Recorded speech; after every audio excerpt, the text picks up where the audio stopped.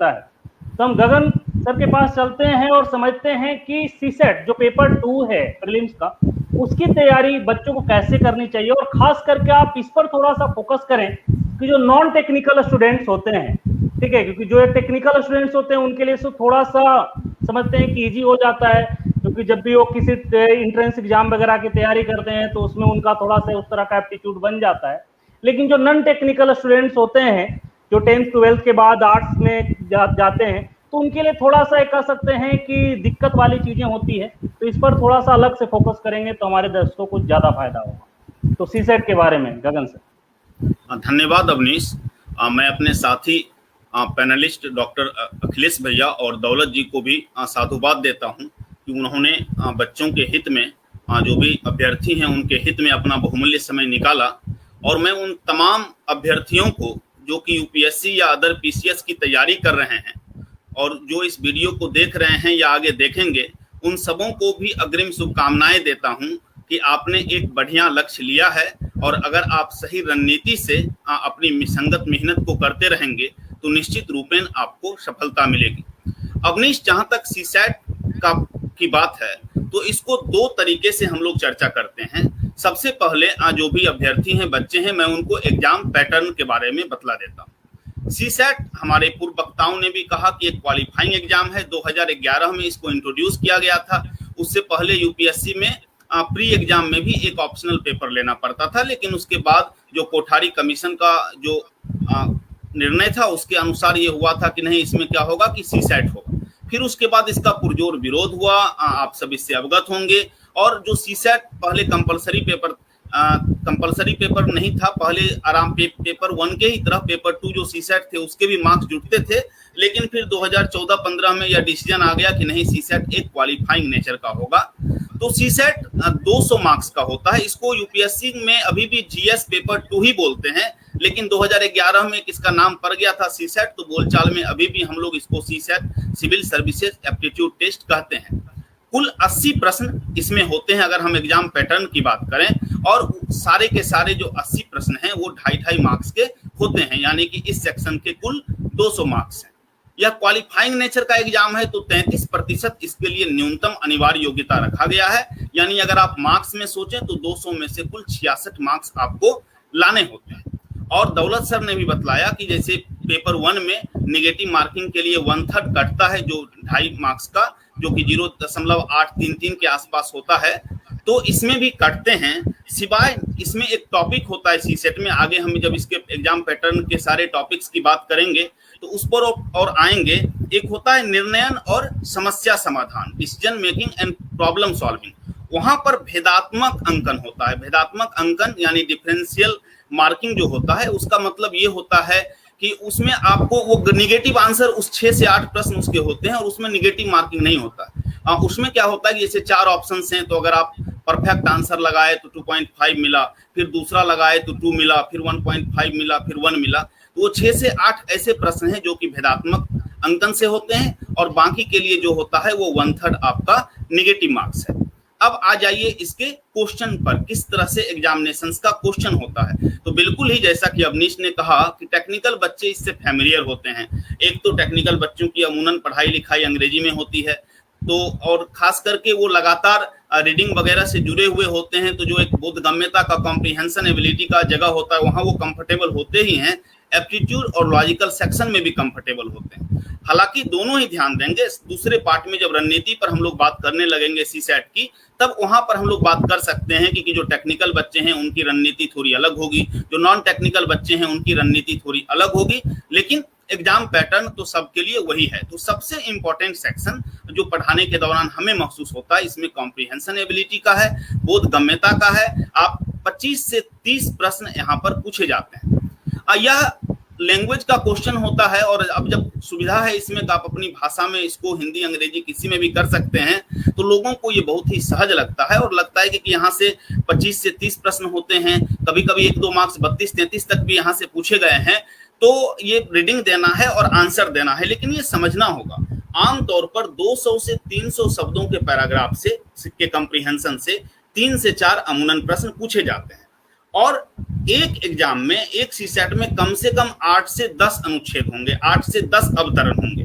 तो थोड़ा सा वहां पर टाइमिंग, अगर रीडिंग कैपेसिटी अच्छी नहीं होगी, अब रीडिंग कैपेसिटी मतलब रीडिंग ही नहीं देना है, अगर आप ठीक तरह से जो कॉम्प्रिहेंशन है उसके भाव को नहीं समझेंगे, उसके मैसेज को नहीं समझेंगे, या आपके पास अच्छी शब्दावली नहीं है, आपके पास शब्दकोश की कमी है, आप अच्छे जो समसामयिक शब्द हैं, जो आर्थिक शब्द हैं, जो खेलकूद में प्रयोग होने वाले शब्द हैं, जो प्रशासनिक शब्द हैं, अगर आप उससे ज्यादा फैमिलियर नहीं है तो कहीं ना कहीं आपको इसको समझने में दिक्कत होगा। और आप यह समझिए कि कभी कभी इसमें यह भी होता है कि 100-150 शब्द का आपको पैसेज देगा और उससे एक ही प्रश्न पूछा जाएगा।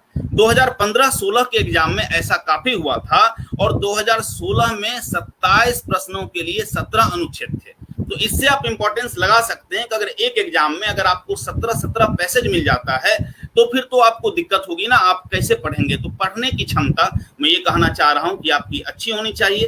तो जो इससे पहले बतला रहे थे दौलत जी की, आपको अच्छे मैगजीन्स पढ़ना चाहिए, साथ साथ आपको न्यूज़पेपर का लगातार अभ्यास करना चाहिए और कोशिश करनी चाहिए कि ऐसे न्यूज़पेपर को पढ़ें कॉम्प्रिहेंशन वाले सेक्शन के लिए जिसकी थोड़ी सी अच्छी क्वालिटी हो। मसलन हिंदी में आप जनसत्ता पढ़ सकते हैं, अंग्रेजी में आप पढ़ना चाहें तो इंडियन एक्सप्रेस या द हिंदू, ये सब पढ़ सकते हैं।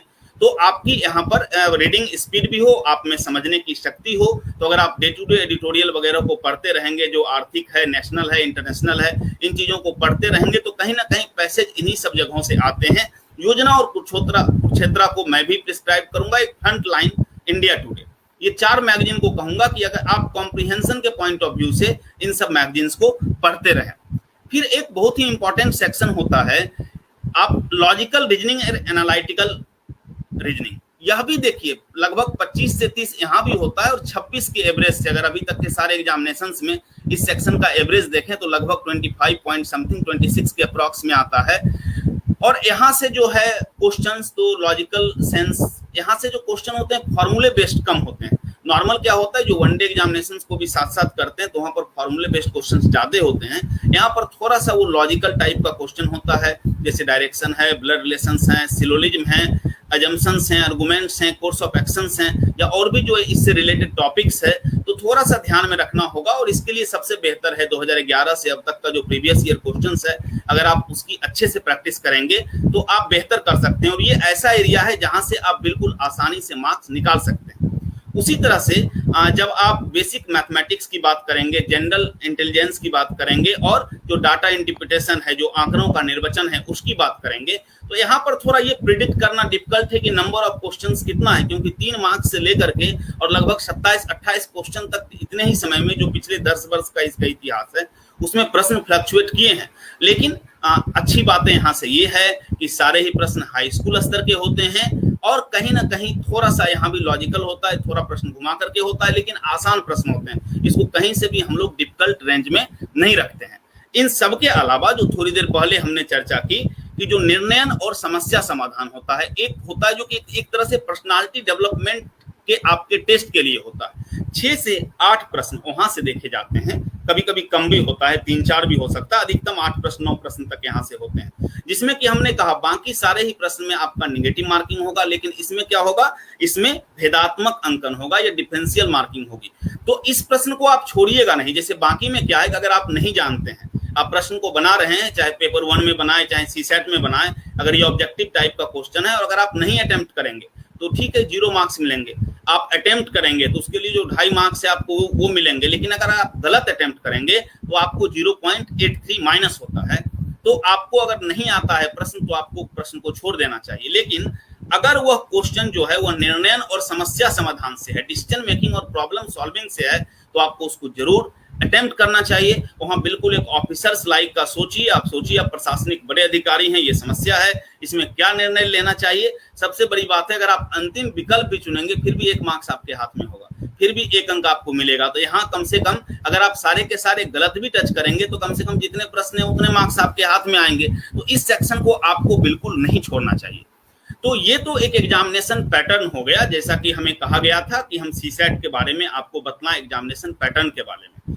अब थोड़ी सी स्ट्रेटेजिक बात हम लोग करते हैं।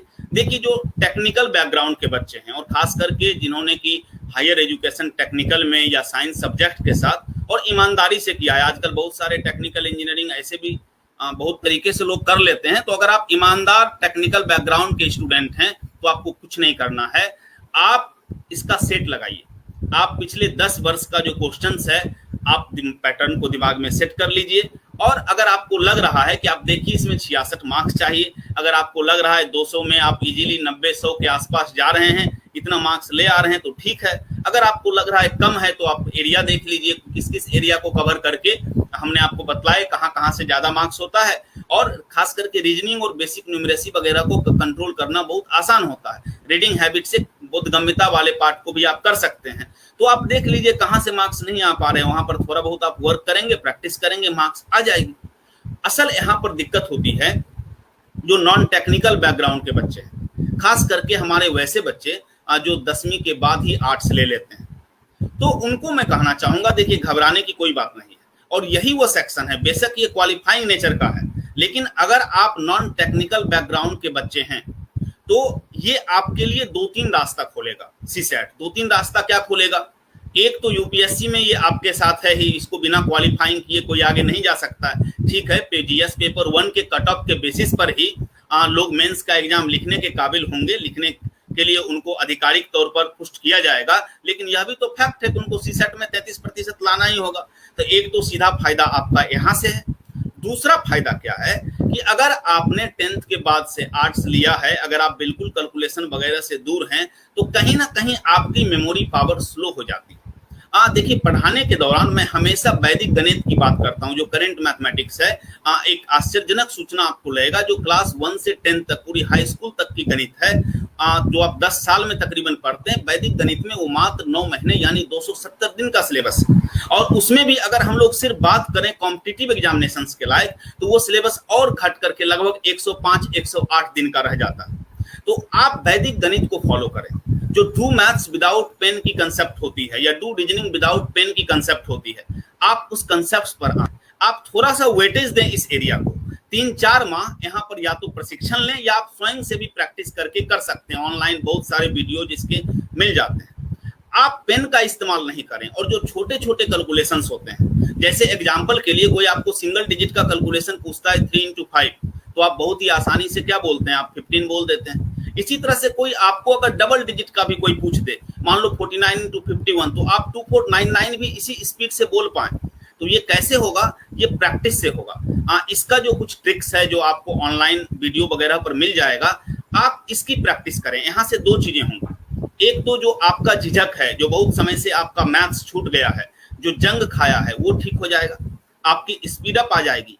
दूसरा, जो क्वेश्चन होते हैं, लॉजिकल क्वेश्चंस होते हैं, पजल टाइप के क्वेश्चन होते हैं, तो अगर एक बार आप मन ही मन अगर मान लो 3 डिजिट का कैलकुलेशन 369 into 457 कर ले रहे हैं, आपको इसके लिए पेन पकड़ने की जरूरत नहीं हो रही है, तो छोड़ दीजिए, आपने टेक्निकल एजुकेशन नहीं ली है, आपके माइंड के पास उतना ही डेप्थ है। इसका मतलब है कि आपके पास लगभग 150 सेकंड की मेमोरी पावर हो गई। 150 सेकेंड्स की मेमोरी पावर का मतलब है कि कोई बढ़िया आईआईटी का जो बच्चा है और उसका माइंड जितना डेप्थ में जा रहा है, आप यहाँ लगभग मात्र 1 महीने की प्रैक्टिस से उस डेप्थ में माइंड को ले जा सकते हैं। हाँ, आईआईटीएन को जितना नॉलेज होगा सब्जेक्ट का आपको नहीं होगा, लेकिन जितना डीप थिंकिंग वो कर पाएगा उतना आप भी कर पाएंगे। जैसे ही एक बार आप में ये क्षमता आएगी, तो देखो क्षमता तो हमेशा दिमाग का बढ़ता है, ताकत तो हमेशा पर्सनालिटी की बढ़ती है। एक बार आप मानसिक रूप से सशक्त होने लगेंगे, एक बार आप उससे क्या होगा, आपके व्यक्तित्व में निखार आने लगेगा। एक बार आपके व्यक्तित्व में निखार आना शुरू होगा तो आपकी डिसीजन मेकिंग क्वालिटी अच्छी होगी, फिर आप अच्छा सोचने लगेंगे, फिर आपके अंदर जो इच्छा शक्ति होती है वो बढ़ेगी। कोई चाहता है पढ़ लेता है, आप भी रूटीन्स बनाते हो और उस पर काम नहीं कर पाते हो, या कोई रूटीन बनाता है और काम कर लेता है। ये क्यों दो व्यक्ति के बीच ये अंतर क्यों आ जाता है? कोई जो सोचता है वो कर लेता है, और कोई जीवन भर रूटीन बनाते रहता है, प्लानिंग बनाते रहता है, एग्जीक्यूट नहीं कर पाता है। तो ये कंप्लीटली आपके व्यक्तित्व पर निर्भर करता है, ये आपके मेमोरी पावर पर निर्भर करता है, और ये इस मेमोरी पावर से ही आपको ये इच्छा शक्ति मिलेगी, यह डिटर्मिनेशन मिलेगा कि आप जो चाहेंगे वो कर लेंगे। तो स्टूडेंट्स, आप सीसेट की तैयारी अगर नॉन टेक्निकल बैकग्राउंड के हैं तो आप जरूर इस एरिया पर जो रीजनिंग का पार्ट है और जो बेसिक न्यूमरेसी का पार्ट है, इस पर आप स्ट्रांगली मेहनत करिए। और यहाँ से आप वैदिक गणित को, आप जो नॉर्मल मार्केट में बुक्स हैं, आप बुक्स पर मत जाइए, आपको इंटरनेट पर वैदिक गणित के तमाम सोर्स मिलेंगे। नहीं मिलते हैं आप इनबॉक्स करिए, मैं आपको दूंगा सोर्सेस, मैं आपको लिंक दूंगा। और 17 दिन के प्रैक्टिस में आपको पता है आप 60 से 70 सेकंड मेमोरी पावर ले जा सकते हैं। 45 से 50 दिन की जिस मेमोरी पावर की मैं आप बात कर रहा हूं 2 महीने भी नहीं लेंगे, हार्डली 45 से 50 दिन में आप उस मेमोरी पावर को प्राप्त कर सकते हैं। और एक बार जब वो आपके पास आता है तो आप कोई भी सब्जेक्ट, आर्ट्स भी पढ़ेंगे तो वो चीजें आपके दिमाग में रहेंगी, आप जीएस भी पढ़ेंगे, आप एक एस्से भी लिखेंगे तो आपकी लेखन शैली, अगर आपका व्यक्तित्व आ जाएगा, अगर आप में तीक्ष्णता आएगी, अगर आपकी बुद्धि पेनिट्रेटिंग होगी, तो आप वहां भी जो सारे शब्द होंगे, जो वाक्य होंगे, जो कंसेप्ट होंगे, वो एक दूसरे से गुम्फित होंगे और अंकदायी प्रवृत्ति के बनेंगे। तो आपको यहाँ पर मेहनत करना चाहिए। तो 2 बातें हुई, एक तो सीसेट में आपका सीधा सीधा जो 33% का बेरा है आप उसको पार कर लेंगे। दूसरा, यहाँ से आप अपनी मानसिक क्षमता को प्राप्त कर सकते हैं और जिसके बेसिस पर कि आप जो मेंस का एग्जाम है, पेपर 1 का एग्जाम है, आप होल्ड करने सीखेंगे, आप में कॉन्फिडेंस आएगा, आपको लगेगा नहीं क्या टेक्निकल क्या नॉन टेक्निकल, हम यहाँ से अगले 1-1.5 साल में अरे हमें क्या चाहिए, हमको क्वालिफाइंग करेंगे तो पिछले 5 साल 10 साल का देखेंगे। अभी बहुत विस्तार से दौलत सर ने आपको बतलाया किस तरह से 1750 मार्क्स का एग्जाम होता है। आप एनालिसिस करिए, जब एक बार आपके दिमाग में तीक्ष्णता आएगी तो आप एनालिसिस करो, विश्लेषण चार्ट बनाओ, कितना कितना मार्क्स चाहिए, आप देखो करंट में अभी आपको कितना आ रहा है, आपसे ज्यादा दुनिया में आपको कौन जानता है, आप अपनी क्षमता के बेसिस पर देखो अभी हम जो मेरा प्राप्तांक है और जो हम हमारी लब्धियां चाहिए, जितना हमको प्राप्त करना है, कितने मार्क्स का गैप है, और तब सोचो, ये मत सोचो यूपीएससी का फॉर्म आया तो हम फॉर्म भर दें, तब आप अपनी क्षमताओं का आकलन करके आप ये सोचिए कि ये मार्क्स हम कितने दिन में कवर कर लेंगे, ये सिलेबस हम कितने समय में पूरा कर लेंगे, क्या 6 माह में कर लेंगे, 1 साल में कर लेंगे, 2 साल में कर लेंगे, 3 साल में कर लेंगे। अगर आप बिगिनर्स हैं, अगर अभी जस्ट आपने मैट्रिक इंटर किया है, आपके पास पर्याप्त समय है, आप रणनीति बनाओ। अगर लग रहा है हमको 2 साल 3 साल लगेगा तो लगने दो, अगर आप अंडर ग्रेजुएट हो तो अभी से तैयारी शुरू करो और रणनीति बनाओ, अपना एक ग्राफ चार्ट बनाओ, महीने में कम से कम 1 बार, संभव हो तो आप साप्ताहिक करिए, ग्राफ पर मेंटेन करो, हम कहाँ थे, हमारा ग्राफ कितने मार्क्स पर पहुंचा है। दुनिया की बड़ी बड़ी कंपनियां जब कंपनी खोलती है तो सर्वे में लाखों करोड़ों रुपए खर्च करती है। क्यों करती है? सर्वे से कोई प्रोडक्ट थोड़े ना बनता है, सर्वे से उनको सही जानकारी मिलती है, सम्यक जानकारी मिलती है, उनको उनके लक्ष्य को प्राप्त करने में आसानी होती है। तो मेरे बच्चे, आप क्या करिए कि आप अपना सर्वे करिए, आप यह पता करिए अभी आप कितने मार्क्स पर हैं, हमको जो क्वालिफाई करना है वहां हमें कितने मार्क्स पर जाना है, और ये जो गैप है इसको हम कितने दिनों में कर सकते हैं, कितने सप्ताह में, कितने महीने में, कितने वर्ष में कर सकते हैं। और तब अपनी रणनीति को आप एक लिखित रूप दीजिए, एक टारगेट सेट करिए और पक्ष पूरा होने पर, माह पूरा होने पर उस टारगेट का एनालिसिस करिए। कम से कम महीने में 1 दिन कुछ नया ना करके अपने आप में देखो इस महीने में क्या टारगेट सेट था, हमने क्या प्राप्त किया। और जिस दिन ये विश्लेषण करने लगेंगे ना आप, तो कोई बैकग्राउंड कुछ नहीं होता है, समझो कि आप जीवन में बहुत आगे जाने वाले हैं। ऑफिसर बनना तो बहुत साधारण बात है, आप जीवन में आगे जाने वाले हैं। आपने अपने व्यक्तित्व को जगाना शुरू कर दिया है, आपके व्यक्तित्व निर्माण का जो प्रोसेस है वो शुरू हो गया है। तो ये आप ध्यान दो। और एक और सबसे महत्वपूर्ण बात, बड़े बड़े पैनलिस्ट बैठे हैं वो सब बताएंगे, मैं ज्यादा समय ले रहा हूं, बस थोड़ा सा कि आपको ऑफिसर बनना है ना, तो ऑफिसर बन के जियो। आप मत सोचो कि आप तैयारी कर रहे हैं, आप हैबिट में लाओ। एक ऑफिसर्स का क्या काम होता है, आप आईएएस बनना चाहते हो, आप आईआरएस बनना चाहते हो, आप आईपीएस बनना चाहते हो, तो आप आईएएस के उत्तरदायित्व को समझो। जब आप अखबार में पढ़ो कि फलाने गांव में ये हो गया या वहां पर ये हो गया, तो आप उस प्रॉब्लम के साथ जियो। आप सोचो कि ये डीएम साहब ने क्या किया और क्या करना चाहिए, मैं रहता तो क्या कर देता। इस गुत्थम गुत्थी को अपने दिमाग में चलने दो। जब इस तरह की प्रेरणा आप में आएंगी तो आपके अंदर जो प्रशासनिक अधिकारी है ना, वो आकार लेने लगेगा। एक बार जो प्रशासनिक अधिकारी आपके कलेजे में, आपके दिमाग में घर कर गया, वो आकार लेना शुरू कर गया, तो वो फिर भी इच्छा शक्ति खुद ब खुद आ जाएगी, फिर स्वयं वहां से प्रेरणा उत्पन्न होगी और आप खुद ब खुद प्रेरित होकर के जो सारी जरूरी चीजें हैं वो करने लगेंगे। तो आप ऑफिसर्स की तरह जियो।